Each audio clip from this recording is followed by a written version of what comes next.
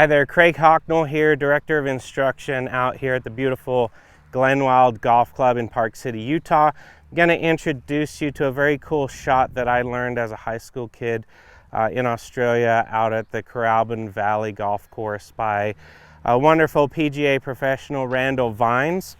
I believe it was the 5th hole out at Caralban, was a par 5, kind of snaked its way up the hill.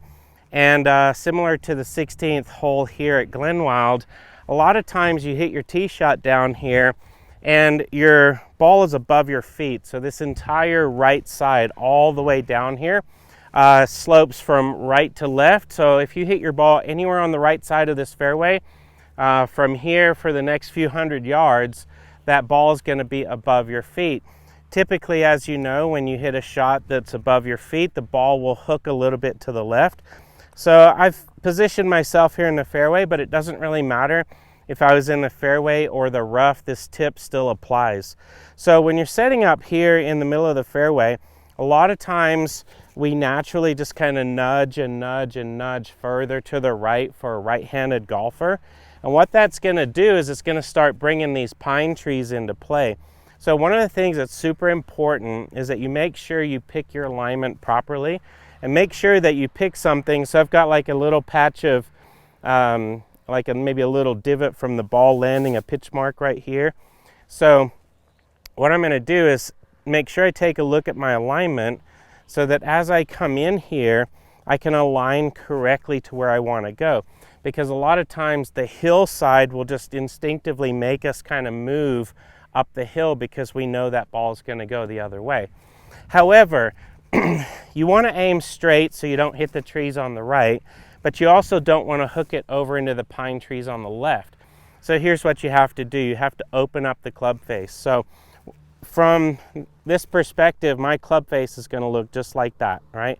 So all I'm going to do is take my normal grip and I'm going to spin it in my fingers as if I was hitting a bunker shot.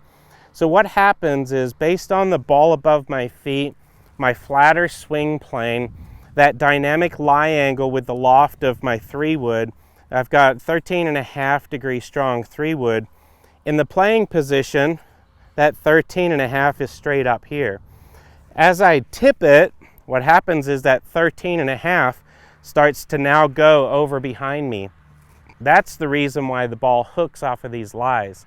So what you have to do is cancel that out. So instead of taking the standard lie and raising it up and now hooking it, you're going to counteract it by twisting the face open a few degrees. It'll just be up to you as to how much you do this based on practice, but I'll show you what that looks like. So I've got my little pitch mark in front of me here. I know that I'm not going to start edging my way up the hill. I aim myself correctly to that pitch mark and take my stance. Now, right away, because of the nature of the hill, I feel like I'm going to hook this ball to the left. So that's fine.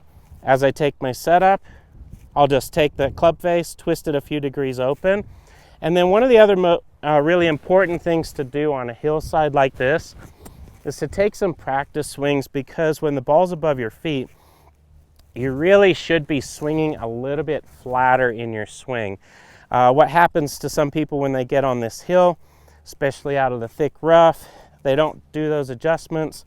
They take the club, they lift it up like they normally do, and then they kind of plow into the side of the hill, chunk it, and they don't get maximum distance. So when you set up, do a couple practice swings. Also do those practice swings with the pre-opened face so that your brain can kind of get used to just trusting that, because the ball's going to now come out straight. Okay, if I do this correctly, I'm going to have a straight ball flight off of a lie that would normally hook it. So let's see what it does today. Straight alignment to my pitch mark.